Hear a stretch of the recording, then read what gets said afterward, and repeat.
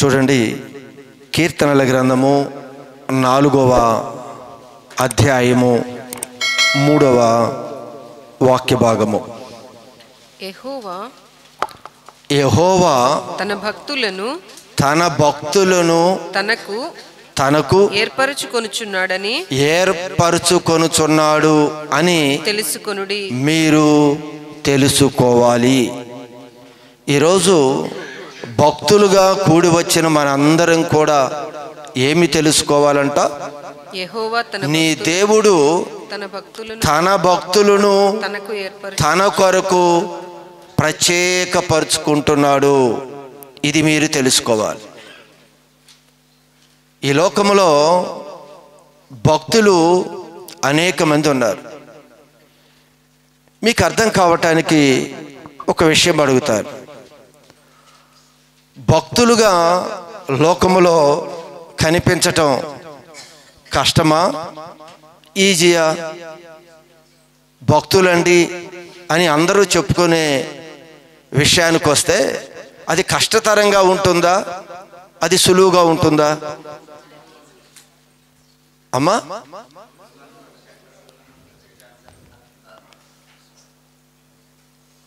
ఎందుకు అంటే మనుష్యులు ఎదుట భక్తులుగా కనపరుచుకోవటం అనేది పెద్ద కష్టమేమీ కాదు. ఈరోజు మనం లోకంలో చూసినప్పుడు కొన్ని పరిస్థితులను చూసి వీరిని భక్తులు అని పిలుస్తాం. వారు వేసుకునే ఒక వస్త్రధారణ చూసినప్పుడు ఓ తెల్లటి వస్త్రాలు ధరించుకున్న ఒక గుంపు ముందుకు కొనసాగుతుంది అనుకోండి, ఇదిగో వీరు పలానా భక్తులు అని మాట్లాడతాం. నల్లటి వస్త్రాలు ధరించుకున్న ఒక గుంపు ప్రయాణం చేస్తూ వెళుతూ ఉన్నారనుకోండి, వీరు మరొక భక్తుల గుంపు అని చెప్తాం. మరొక కాషాయ వస్త్రం ధరించుకున్న వారు గుంపు వెళుతున్నప్పుడు వారిని చూసి కూడా వీరు మరొక భక్తుల యొక్క గుంపు అనుకుంటాం. సిలువలు పెట్టుకొని ఓ ప్రవాహంలాగా ప్రయాణం చేస్తూ ఉంటారు. వారిని చూసినప్పుడు వీరు మరొక భక్తుల యొక్క గుంపు అనుకుంటాం. ఈరోజు వస్త్రధారణ చూసి మనం భక్తులు అనేది మనుషులుగా మనం పిలుస్తూ ఉన్నాం. ఈ లోకంలో చాలా సందర్భాలు మనం చూస్తాం. చాలా ప్రదేశాలకి మనుషులు గుంపులుగా వెళ్ళినప్పుడు, తీర్థయాత్రకనో లేదా మనం పూర్వకాలంలో ఉన్నప్పుడు చాలా ప్రదేశాలకి మనం వెళ్ళినప్పుడు అందరూ చెప్పేది ఏమిటంటే ఈ యొక్క భక్తుల యొక్క గుంపు. ఈ భక్తుల యొక్క గుంపులో ఆ విసుగు రాలనంత భక్తులు ఆ దినాన అక్కడ ఉన్నారు అని మాట్లాడతాం. ఇలా భక్తుల గుంపు అని చాలా సందర్భంలో ఇది ప్రస్తావించుకుంటూ వచ్చాం. మనుషులు ఎదుట భక్తులుగా కనిపించడం అనేది పెద్ద విచిత్రమేమీ కాదు. ఒక అన్నదానం చేస్తున్నారనుకోండి, ఏమంటాం? వీరు భక్తులు అనుకుంటాం. ఒక వస్త్రదానం చేస్తున్నాం అనుకోండి, వీరు భక్తులు అని మనం చెప్తాం. ఈ విధంగా మనం కొన్ని పరిస్థితులన్నీ చూస్తున్నప్పుడు వీరు భక్తులు అని మనం ప్రస్తావిస్తూ ఉన్నాం. అయితే ఇక్కడ రాయబడి ఉన్న మూల వాక్యంలో ఏమంటాడు అంటే, దేవుడంట తన భక్తులను తన కొరకు ఆ భక్తుల్లో నుంచి తన భక్తులని ప్రత్యేకంగా ఆయన తీసుకురావాలి అనుకుంటున్నాడు. ఆయన ప్రత్యేకంగా ఆయన వద్దకి తీసుకొని వెళుతున్నాడు. ఇది మీరు తెలుసుకోండి. లోకములో భక్తులు అనేవారు చాలా మంది ఉన్నారు. అందరూ చక్కగా వారి భక్తి క్రమంలో వారు వెళుతూనే ఉన్నారు. దేవాతి దేవుడు చెప్తున్న మాట ఏమిటి అంటే, తన భక్తులను ఆయన ప్రత్యేకపరుచుకుంటున్నాడు అనే విషయాన్ని మీరు ఎరగాలి, మీరు తెలుసుకోవాలి. అందుకే భక్తులుగా కనపరుచుకున్న వారు బోలెడు మంది ఉన్నా వీరందరూ కూడా దేవుని యొక్క భక్తులుగా ఉండాలి అంటే ఎలా ఉండాలి అనేది తెలియాలి.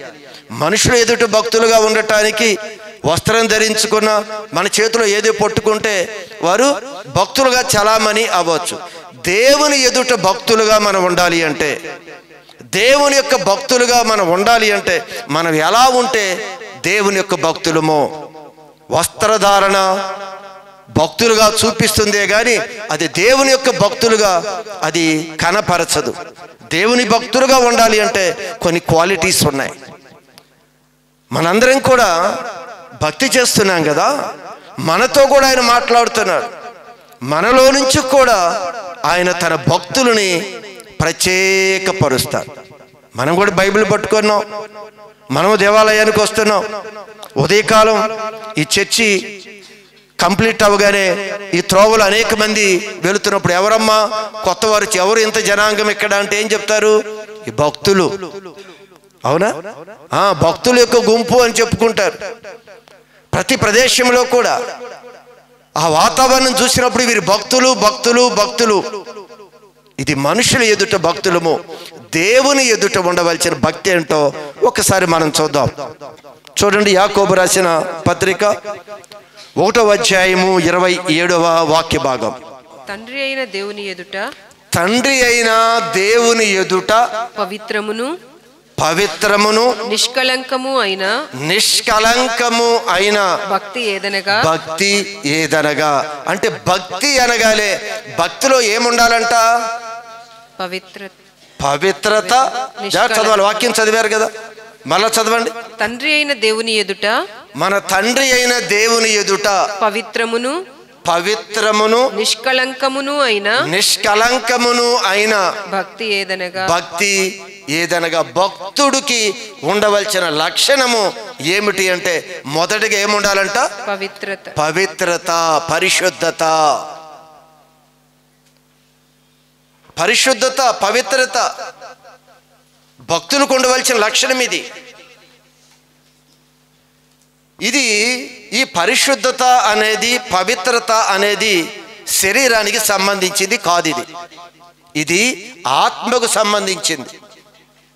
ఈ పరిశుద్ధత అనేది, పవిత్రత అనేది, ఈ నిష్కలంకంగా ఉండటము అనేది ఆత్మకు సంబంధించింది. ఇది శరీరానికి సంబంధించింది కాదు. అంటే దేవుని ఎదుట ఒక భక్తుడిగా నువ్వు ఉండాలి అంటే, దేవుడు నిన్ను భక్తుల లిస్టులో ఉంచుకోవాలి అంటే, భక్తులుగా దేవుడు నిన్ను నన్ను ప్రత్యేకపరచుకోవాలి అంటే భక్తుడికి ఉండవలసిన క్వాలిటీస్ ఇవి. నువ్వేదో నేను అలా చేస్తున్నాను, ఇలా చేస్తున్నాను, నేను అవి ధరించుకున్నా, ఇది కుదరదు. ఇది మనుషుల ఎదుట నువ్వు భక్తుడివే.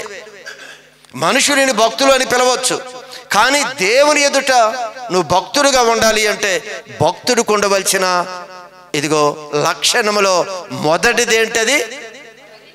పవిత్రత. అందుకే అంటాడు ఆయన, పరిశుద్ధతయే ఎన్నటెన్నటికి నాకు అనుకూలం. నాకు అనుకూలమైనది ఏంటో తెలుసా? పరిశుద్ధత. నేను నీ యొద్దకి రావాలన్నా, నువ్వు నా యొద్దకి రావాలన్నా, ఇద్దరము కలిసి నడవాలి అన్నా కావాల్సింది పరిశుద్ధత. పరిశుద్ధత లేకుండా ఎవడు నన్ను చూడలేడు, నన్ను చేరలేడు. నన్ను చూడాను లేడు, నన్ను చేరాను లేడు. అందుకే భక్తులు అనే పదాన్ని ఈ లోకంలో చాలా ఈజీగా మాట్లాడతాం. వారు భక్తులు, వీరి భక్తులు, వారి భక్తులు, వీరి భక్తులు. కూడి వచ్చిన మనలో ఎంతమంది భక్తులు? ఒకవేళ బైబిల్ పట్టుకొని ఉండొచ్చు, మందిరానికి వస్తుంటే వచ్చి ఉండొచ్చు, కానీ ఎవరు భక్తులమో, భక్తులకు ఉండవలసిన లక్షణంలో మొదటగా ఆయన చెప్తున్నాడు పవిత్రత, పరిశుద్ధత. ఇది ఎన్నటెన్నటికి దేవునికి అనుకూలమైంది, దేవుని భక్తుల్లో ఉండవలసిన లక్షణం అంటూ మరలా ఏమంటాడు ముందుకు చదివితే?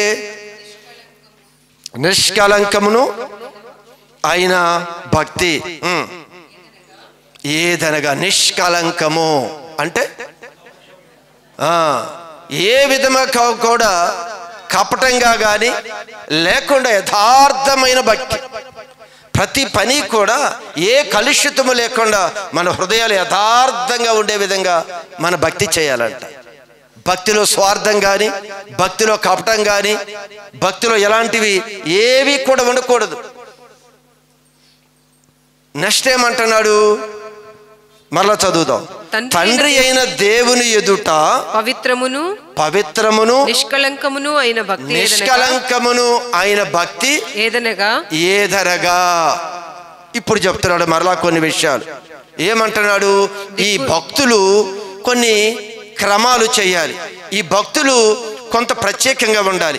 పరిశుద్ధంగా ఉన్న ఈ భక్తుల జీవితంలో ఉండవలసిన కొన్ని లక్షణాలను కూడా ఆయన చూపిస్తూ ఉన్నాడు. ఏమంటున్నాడు ఇక్కడ? దిక్కులేని పిల్లలను విధవరాండ్రలను వారి ఇబ్బందులలో వారిని పరామర్శిస్తారు. ఏమిటంట? దిక్కులేని పిల్లలు. ఒకవేళ తల్లిదండ్రులు లేని పిల్లలు ఏ విధంగా మరి అనాథలయ్యారో, కానీ ఆ దిక్కులేని పిల్లలకి, అదేనే భర్త చనిపోయిన స్త్రీలు అవ్వచ్చు, విధవరాళ్ళకి వారి ఇబ్బందుల్లో వారి అవసరంలో నీవు ఏం చేయాలంట? సహాయము చేయాలి, పరామర్శించాలి అని చెప్పాడు. ఇది మనం చూసుకున్నప్పుడు భక్తులు అందరిలో కూడా ఇది కనిపిస్తూనే ఉంది. ఇది సంపూర్ణమైనది కాదు, కానీ మన భక్తిలో ఒక 50% మన భక్తి చేసినట్టే. కానీ ఈ దిక్కులేని పిల్లలు విధవరాండ్రులకి సహాయం చేసే విషయాన్ని చూస్తే ఇది చాలా మంది చేస్తున్న క్రమమే. ఇది లేదంటారా? అనేక మంది ఈరోజు దిక్కులేని పిల్లలకి ఏది చేద్దామా, విధవరాండ్రులకి ఏం సహాయం చేద్దామా అనుకునేవారు ఉన్నారు. వారు ఎవరు అంటే, ఇదిగో దేవుని కొరకు ప్రత్యేకించిన దేవుడు గుర్తుపెట్టిన భక్తులే కాదు, లోకములో భక్తులు అని పిలువబడే వారు అందరూ కూడా ఇదే పనిని కొనసాగిస్తూ ఉన్నారు. కాదంటారా? అనేక మంది ఉన్నారు. ఈరోజు 10 మందికి పేదవారికి నువ్వు అన్నదానం చేయగానే వీరు భక్తులు అని పిలిచి వేస్తున్నాం కదా. 10 మందికి వస్త్రదానం ఇవ్వగానే భక్తులు అని మనం పిలిచి వేస్తున్నాం కదా. వీరు చేస్తున్న అన్నదానమైనా, వీరు చేస్తున్న అనాథ పిల్లలకైనా, వీరు చేస్తున్న విధవరాండ్రులకైనా వీరు చేస్తున్నది ఏంటి? మీరు చాలా మందిలో గమనిస్తే ఏమవుతుంది అంటే, మనం అన్యాయంగానో ఏదో మనుషులు భ్రమ పెట్టో మనం మరొకరి దగ్గర నుంచి మనం ధనాన్ని తీసుకొని పంచేవారు చాలా మంది ఉన్నారు. మరి అన్యాయంగా ధనాన్ని తీసుకుంటున్నప్పుడు ఈ వ్యక్తిని మనం ఏమనాలి? అనేక మంది పేదవారికి విధవరాండ్లకి సహాయం చేస్తున్నాడు కదా, ఈ పరిస్థితిని ఏమనాలి? ఇక్కడ మంచివాడు అనాలా, అక్కడ చెడ్డవాడు అనాలా? ఈ వ్యక్తిని అర్థమవుతుందా? ఏదో రకంగా 4 డబ్బులు సంపాదించావు, దీన్ని నువ్వేం చేస్తున్నావు? మంచి పుణ్యం వస్తుంది అని దీన్ని ఆహారం లేని వారికి ఆహారం పెడుతున్నావు, వస్త్రాలు లేని వారికి వస్త్రాలు ఇస్తున్నావు, మరొక కొంతమందిని పోషించడానికి ఉపయోగిస్తున్నావు. అంటే ఇక్కడ ఏమనుకోవాలి ఈ వ్యక్తిని? నేను చెప్పే మాటలు అర్థమవుతున్నాయా? అతను సంపాదించేటప్పుడు యథార్థత కాకుండా, నీతిగా కాకుండా, నిజాయితీ కాకుండా, వారు ఏ విధంగా కూడా దుర్లాభానికి అపేక్షించి దాన్ని తీసుకుంటున్నప్పుడు అతన్ని అక్కడ తప్పు అంటున్నాం. అదే వ్యక్తి ఇక్కడ అందరికీ పెడుతున్నప్పుడు మంచివాడు అంటున్నాం, భక్తుడు అంటున్నాం. దేవుడు ఈ విషయం చెప్పలేదు. మొట్టమొదటిగా భక్తులకు ఉండవలసిన లక్షణం ఇది. కనుక ఈ 50% ఈ భక్తి అనేక మంది చేస్తున్నదే. మీకు కనిపించలేదు? ఎప్పుడు ఏమన్నా కనిపించలేదా? చాలామంది అనాథ శరణాలయాలు ఉన్నాయి, తల్లిదండ్రులు లేని పిల్లలకి చదువు చెప్పేవారు ఉన్నారు. అందరూ అలాంటి వారు నేను చెప్పటం లేదు, కానీ ఎక్కువ ఈరోజు దేవుని ఎదుట భక్తులుగా వారు సెలెక్ట్ అవ్వకపోయినా మనుషుల ఎదుట భక్తులుగా సెలెక్ట్ అయిన వాళ్ళు కోకొలలు ఉన్నారు. మీరు యూట్యూబ్లో చూడండి, వేళ్ల మీద ఎంతో మంది మనకు కనిపిస్తూ ఉంటారు. చిటికేస్తే అనేక మంది ఉన్నారు. కానీ వారిలో ఏంటి అనేది నేను ఇక్కడ విమర్శించటం లేదు, కానీ ఎక్కువ మంది ఈ మార్గంలో వెళుతున్నప్పుడు ఇదిగో చక్కగా దేవుని యొక్క పని చేస్తున్నారు కదా అనిపిస్తుంది. దాని వెనక భాగం అనేది మన చాలా మందికి కనిపించదు. అయితే ఇక్కడ దేవుడు ఏమంటున్నాడు? అంటే అందరినీ చూసి వీరందరూ కూడా భక్తులే అని భ్రమపడవద్దు అనే విషయాన్ని నేను తెలియజేస్తున్నా. మనుషుల ఎదుట అందరము భక్తులుగా కనబరుచుకోవచ్చు, ఇది పెద్ద విచిత్రమేమి కాదు. కానీ దేవుని ఎదుట భక్తులుగా ఉండాలి అంటే ఇదిగో చాలా విషయాలు ఇక్కడ ఉన్నాయి. దానిలో మొదటిది చెప్పాడు, ఏమన్నాడు? దిక్కులేని పిల్లలను, విధవరాండ్రలను ఇబ్బందిలో పరామర్శించాలి. ఇది ఖచ్చితంగా మనకు తెలుసు, మనం చేస్తున్న పనే. కానీ మనం చేసే ప్రతి పనిలో కూడా నిజాయితీగా, నిస్వార్థంగా మనం ఆ పనిలో నుంచి వారిని ప్రేమించగలిగే మనసు. ఏది ఆహారం పొట్లం ఇచ్చేసి వస్తే కుదరదు కదా, మనకి ప్రేమించే మనసు, చేర్చుకునే మనసు. అందుకే ఈ విషయాన్ని మనం చాలా ఎన్లార్జ్ చేసి మనం చూడాలి. అందుకే మోసపోవద్దు అని ప్రభు చెప్తారు. ఎక్కడ కూడా భక్తిలో మోసపోకూడదు. మోసం ఎక్కడ జరిగిద్దో తెలుసా? భక్తిలోనే మోసం జరిగిద్ది, మరి దేనిలో జరగదు. మోసం అంటే ఎక్కడ జరిగిద్ది అంటే భక్తిలోనే మోసం. భక్తి ముసుగులోనే మోసం జరుగుతుంది, మరి ఎక్కడ జరగదు. ఇది చాలా విషయాలు దేవుడు నా కళ్ళ ముందుకు కూడా వాటిని తీసుకొని వచ్చాడు. కనుక ఈరోజు చూస్తున్నదంతా కూడా భక్తులు అని కాదు, చూస్తున్నదంతా పరిస్థితులు ఇలా ఉన్నాయి అని కాదు. అన్ని పరిస్థితుల మధ్య ఒకవేళ మనుషులు మెప్పు సంపాదించిన భక్తులుగా ఉండొచ్చు, కానీ దేవుని యొక్క మెప్పుని సంపాదించే భక్తులుగా మనం ఉండాలి. మరలా ఏ విషయం చెప్పాడు? అసలు భక్తులు ఎలా ఉండాలంట? ఇహలోక మాలిన్యము, ఇది ఈ లోక మాలిన్యమును తన అంటకుండా తన్ను కాపాడుకొనుటయే భక్తి. దేవుని ఎదుట భక్తి ఎలాంటిది అంటే, ఒకటి పరిశుద్ధంగా పవిత్రంగా ఉండాలి అని చెప్పాడు. రెండవది దిక్కులేని పిల్లలు విధవరాండ్రలకి వాళ్ళ యొక్క బాధల్లో ఇబ్బందుల్లో వారిని జ్ఞాపకము చేసుకొని వారి పక్షాలు నిలబడాలి అని చెప్పాడు. మరలా ఏం చెప్తున్నారు ఇక్కడ? ఇహలోక మాలిన్యము తనకు అంటకూడదు.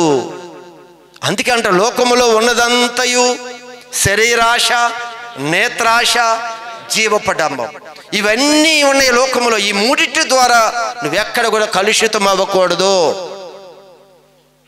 అయితే మనం దేవుని యొక్క భక్తుల్లోకి మనం రాం.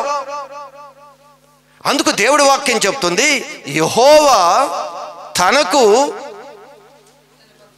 తన భక్తులను తన కొరకు ఏర్పరుచుకొనుచున్నాడు. జాగ్రత్త మీరు. అమ్మా, ఈరోజు దేవుడు హెచ్చరిస్తూ ఉన్నాడు, జాగ్రత్త. తన భక్తులని ఈ అంత్యకాలములో, ఈ చివరి దినాల్లో దేవుడు తన సంఘములో నుండి ఆయన భక్తులని ప్రత్యేకపరిచే సమయం ఇది.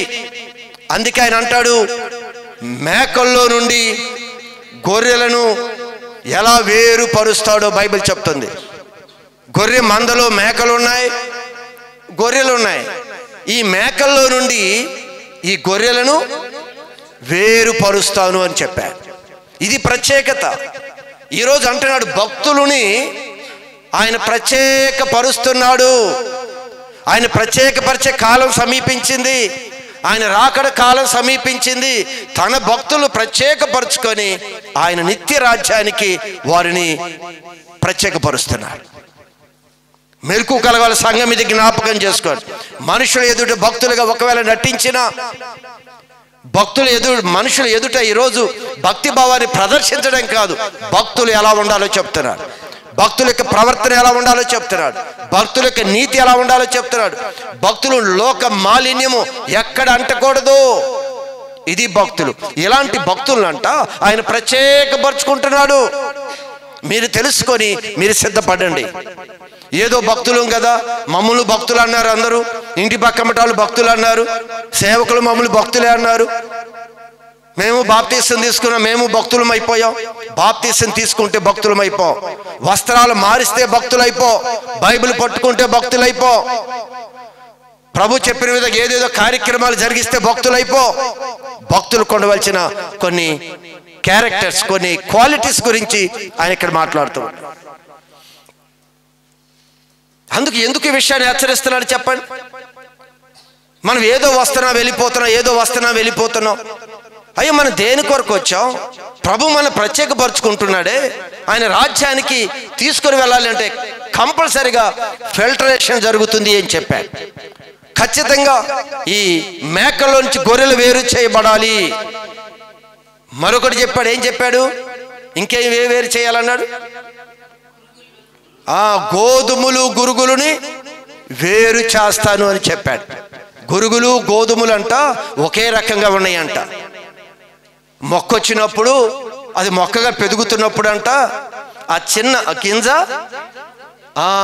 గింజ పట్టినప్పుడు, అది గింజ వచ్చే వరకు అది గురుగో తెలియదు, గోధుమో తెలియదు. చూడండి, మొక్క నాటగానే విత్తనం పెరుగుతుంది. కొంచెం కొంచెం కొంచెం మట్టిలో నుంచి అలా పైకొచ్చి చక్కటి పచ్చని ఆకులతో, చక్కని పుష్పాలతో అది విస్తున్నప్పుడు చాలా ఆనందంగా ఉంటుంది. అబ్బా చక్కని మొక్కలండి, అబ్బా చక్కని భక్తులండి, చక్కగా దేవాలయానికి వెళ్తున్నారండి, చక్కగా అక్కడికి వెళుతున్నారండి, చక్కగా ఆ ప్రదేశాలకు వెళుతున్నాడండి. ఇవన్నీ తెలుసు. అవన్నీ మాటలు మనం చెప్పనక్కర్లేదు. ఇవన్నీ మనం చెప్పుకుంటూ ఉంటాం కదా. ఆ మొక్క ఎదిగి విత్తనం పట్టే సమయానికి అర్థమైపోతుందంట గోధుమలేమిటో గురుగులేమిటో. నీవు కూడా ఈ భక్తిలో ఎదుగుతూ దేవాలయానికి వస్తున్నావు కదా, నీవు కూడా నీ ప్రవర్తన, నీ ఆలోచన, నీ మాట ఇవన్నీ బయటికి వస్తున్న తోడనే తెలిసిపోతుంది. ఇవి దేవుని యొక్క భక్తుల, లోకాన్ని మెప్పించే భక్తుల అనేది తెలిసిపోతుంది.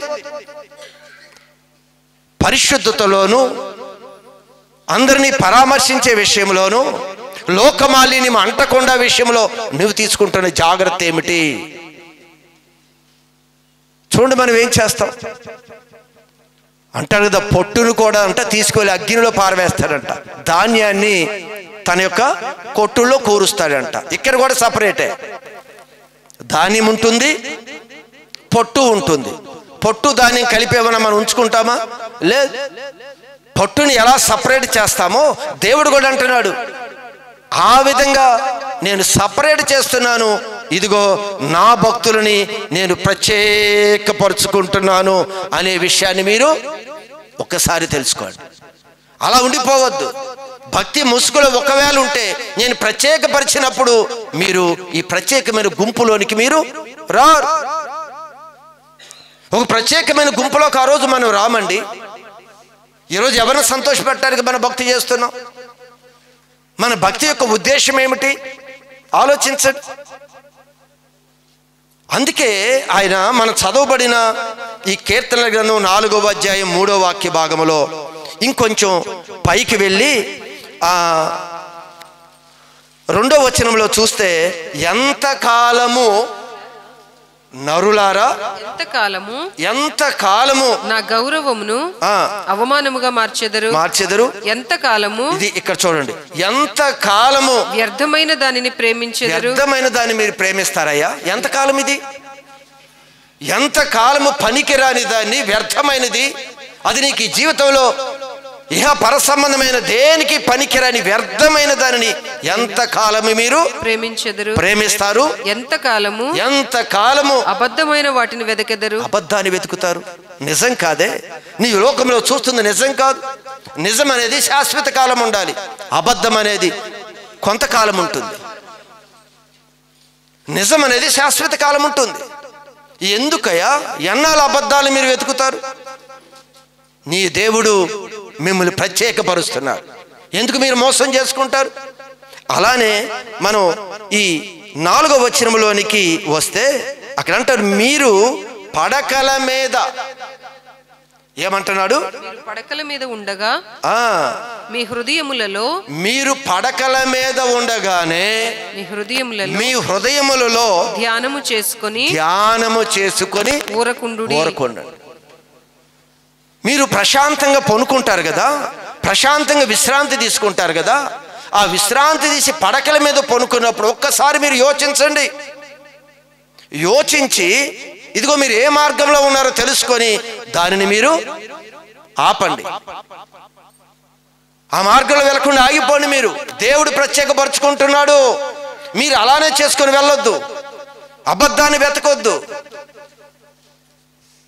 మీరు దేవునికి భయపడి దేవుడు ప్రత్యేకపరుచుకుంటున్నాడు కదా, ఒకవేళ దేవుడు ప్రత్యేకపరుచుకునే దానిలో నేను లేకపోతే నా పరిస్థితి ఏంటి? ఈరోజు లోకంలో మనుషుల మధ్య చలామణి అయిపోవచ్చు, మనం లోకంలో మనుషుల మధ్య భక్తులుగా చలామణి అయిపోవచ్చు. కానీ దేవుని ఎదుటికి వచ్చేసరికి ఆయన అంటున్నాడు, ఖచ్చితంగా ఆయన చెప్తున్నాడు, నీవు పడకల మీద ఉండగానే ఒక్కసారి యోచించు. నీ భక్తిలో పరిశుద్ధత ఉందా? నువ్వు భక్తులు అని చెప్పుకుంటున్న వారివి లోక మాలిన్యం అంటకుండా నువ్వు ఉంటున్నావా? ఇంకా లోక మాలిన్యంలో నువ్వు ఉంటే నీ పడకల మీద ఉండగా ఆలోచించి యోచించి దాన్ని మానుకో, దాన్ని ఆపే అంతటితో. సంగమా, ఒక విషయాన్ని మీరు గమనించాలి. ఈరోజు దేవుని యొక్క ఆశ ఏంటో మనకు అర్థం కావాలి. దేవుడు మన కొరకు ఎందుకు ఇంత ప్రయాసపడుతున్నాడో మనకు అర్థం కావాలి. దేవుడు అనేక మందిని సువార్తలకు పంపించి అనేక ప్రదేశాల్లో దేవుని యొక్క రక్షణ సువార్త ప్రకటిస్తూ అనేక మందిని సంఘంలో ఆయన చేర్చుకుంటూ వస్తున్నాడు. చేర్చుకొచ్చి మీరు ప్రత్యేకంగా ఉండండి, మీరు ప్రత్యేకంగా ఉండండి అని ఎన్నో ఉపదేశాలు మనకు అనుగ్రహిస్తూనే ఉన్నాడు. కనుక విషయాన్ని మనం గ్రహించాలి. అక్కడ ఒక సందర్భంలో షూనేమీరాలుని గురించి మనకు తెలుసు. ఈవిడ ఎలీషా గురించి ఒక చిన్న సాక్ష్యం ఇస్తూ ఉన్న ఒక చిన్న సందర్భాన్ని చూడండి. రాజుల గ్రంథంలో ఈ షూనేమీరాలు దైవ సేవకుడైన ఎలీషా గురించి ఒక విషయాన్ని తెలియజేస్తూ ఉంది. ఏమని అంటుంది ఆవిడ? 4:9 ఆమె తన పెనిమిటిని చూచి తన పెనిమిటిని చూచి మన యొద్దకు వచ్చుచూ పోవుచున్నవాడు, మన యొద్దకి వచ్చుచూ పోవుచున్నవాడు భక్తి గల దైవజనుడు అని, భక్తి కలిగిన దైవజనుడు అని నేను ఎరుగుదును అని చెప్తాను. ఏమి గుర్తుపట్టిందంట ఈ తల్లి? ఈ దైవజనుడు భక్తి కలిగిన దైవజనుడు, భక్తుడు అని నేను ఎరుగుదును అని భార్య తన భర్తతో చెప్తుంది. తన భార్య తన భర్తతో చెప్తుంది, ఇదిగో ఈ దైవజనుడు భక్తి కలిగిన దైవజనుడు. ఎలా గుర్తుపట్టిందండి? వేసుకున్న బట్టల దీన్ని బట్టేనా? వేసుకున్న బట్టలను బట్టి కాదు ఈవిడ సెలెక్ట్ చేసింది. ఆ భక్తుడి గురించి ఏం ఆలోచించిందో, ఆ భక్తుడి యొక్క స్వభావం గురించి ఏం అర్థం చేసుకుందో కానీ చివరికి అర్థం చేసుకొని భక్తుడిని గుర్తుపట్టింది ఆ తల్లి. ఈరోజు నువ్వు నేను పైకి కనిపించే ప్రోగ్రామ్స్, పైకి కనిపించే వస్త్రధారణ, పైకి కనిపించే ఈ పరిస్థితులన్నీ మనం ఒకవేళ గమనించి మోసపోతామేమో కానీ ఈ షూనేమీరాలు చెప్తుంది, అయ్యా నేను మన ఇంటికి వస్తున్నాడు కదా దైవ సేవకుడు, ఈ దైవ సేవకుడిని అంట ఆవిడ ఎప్పటి నుంచో పరిశీలిస్తుంది. ఆ దైవ సేవకుడిని ఎప్పటి నుంచో పరీక్షిస్తుంది. ఆయన మాట ఏమిటి, ఆయన ఏం చెప్తున్నాడు, ఆయన ఏం చేస్తున్నాడు.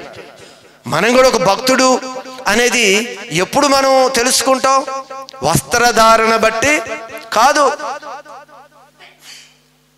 వస్తూ పోతున్న భక్తుణ్ణి మరి వచ్చిన దినమే చెప్పలేదు ఇతను భక్తి కలిగిన దైవజనుడు అని. ఆయన ఇంటికి వచ్చిన రోజు చెప్పలేదు ఈవిడ భర్తకి. వస్తూ పోతూ ఆయనతో మాట్లాడుతూ ఆయన తన గృహానికి వస్తూ వెళ్ళిపోతూ ఉండగానే ఈ స్త్రీ తన భర్తతో చెప్తుంది, ఈ భక్తుడు. సంగమా గమనించండి, భక్తుడు అనేది మనం వేసుకునే వస్త్రాలను బట్టి అలా రాదండి. మనం చేసే కొన్ని పనులు చూస్తున్నాం, దాన్ని బట్టి భక్తుడు అనేది ఏమి రావు. దానిలో అందరూ ఉన్నారు. మనుషులు ఎదుట భక్తులు అని పిలువబడేవారు, దేవుని ఎదుట భక్తులు అని పిలువబడిన వారు, వీళ్ళందరూ కూడా ఈ కార్యక్రమం చేస్తున్నారు. ఏం కార్యక్రమం చేస్తున్నారు అనుకున్నాం? దిక్కులేని పిల్లలు, విధవరాండ్లకి వారి ఇబ్బందులు అందరూ చేస్తున్నారు. ఇవి సరే, ఎవరేం చేసినా భక్తులు కూడా చేస్తున్నారు. ఓకే, 50% భక్తి బాగానే చేశారు. మిగిలిన 50% భక్తి ఏంటో తెలుసా? ఏమనుకున్నాడు? యహలోక మాలిన్యము తనకు అంటకుండా. ఇది భక్తి యొక్క పరిపూర్ణత, భక్తుడి యొక్క సంపూర్ణత. ఇది ఇక్కడికి వచ్చి ఆగింది. అయితే మీరు బైబిల్ గ్రంథంలో ఇప్పుడు నోవాహు గురించి మనకు తెలుసు. రాత్రి కూడా మీకు కొన్ని విషయాలు చెప్పాను. ఈ నోవాహు గురించి బైబిల్ ఏం చెప్పిందో మీకు చెప్తాను. మీరు అనుకోవచ్చయ్యా, ఈ లోకంలో ఉన్నాం కదా, ఈ లోకంలో ఉన్న జనాంగం మధ్య ఉన్నాం కదా, మరి మేము ఏ విధంగా ప్రత్యేకంగా ఉండగలము అనే విషయాన్ని మనం కూడా మాట్లాడవచ్చు. అపవిత్రమైన పెదవుల గారి వారి మధ్యలో నేనున్నాను కనుక నాకు అపవిత్రమైన మాటలు వస్తున్నాయి అని మనం సమర్థించుకుంటూ ఉంటాం కదా. ఇదిగో బైబిల్ గ్రంథంలో నోవాహు గురించి రాయబడిన ఒక చక్కని మాటలు మరొకసారి నేను మీకు పరిచయం చేస్తాను. చూడండి, ఆదికాండం 6వ అధ్యాయము 9వ వాక్య భాగం. నోవాహు నీతిపరుడు తన తరములో నిందారహితుడై ఉండెను. నీతిమంతుడుగా ఉన్నాడంట, నిందారహితుడిగా ఉన్న తరమంతా పాడైపోయింది. ఇప్పుడు అదంతా వివరించడానికి సమయం కాదు, కానీ తరమంతా కూడా దేవుడు వారి చేష్టలు చూసి విసిగిపోయాడంట. అంత భయంకరమైన స్థితిలో ఉన్న సమయంలో కూడా ఇదిగో నోవాహు దేవుడి మాటకి విధేయి ఒక భక్తుడుగా మిగిలిపోయాడంట. తన వలన ఎన్ని కార్యాలు జరిగాయో, చాలా తన నీతిగా ఉండటం వలన దేవుడు ఏ విధంగా తనని కాపాడాడో ఇవన్నీ కూడా మనకు తెలిసినవి. మీరు ఒకసారి వాటిని జ్ఞాపకం చేసుకోండి. కనుక మన యొక్క హృదయాల్లో ఈరోజు గమనించండి, దేవుడు కాలింగ్ ఒకటే, తన భక్తులని ఆయన ప్రత్యేకపరుచుకుంటున్నాడు అని మాత్రం తెలుసుకోండి. అందరం ఇక్కడ ఉన్నాం. దీనిలో ఆల్రెడీ ఆయన కొంతమందిని సపరేట్ చేస్తూనే వచ్చాడు, ఆల్రెడీ కొంతమందిని ఆయన ప్రత్యేకపరుస్తూనే వచ్చాడు, ప్రత్యేకపరుచుకుంటున్నాడు. ఇది గమనించండి. గమనించి మీ పడకల మీద ఉండగానే ఏది తలపెట్టారో ఆ చెడు మానుకొని ఇదిగో నీతిగా మీరు ముందుకు నడవండి. దేవుడు మనందరినీ కూడా ఆయన భక్తుల యొక్క జాబితాలోకి ఆయన మనందరినీ సిద్ధపరిచి చేర్చునుగాక. ఆమేన్.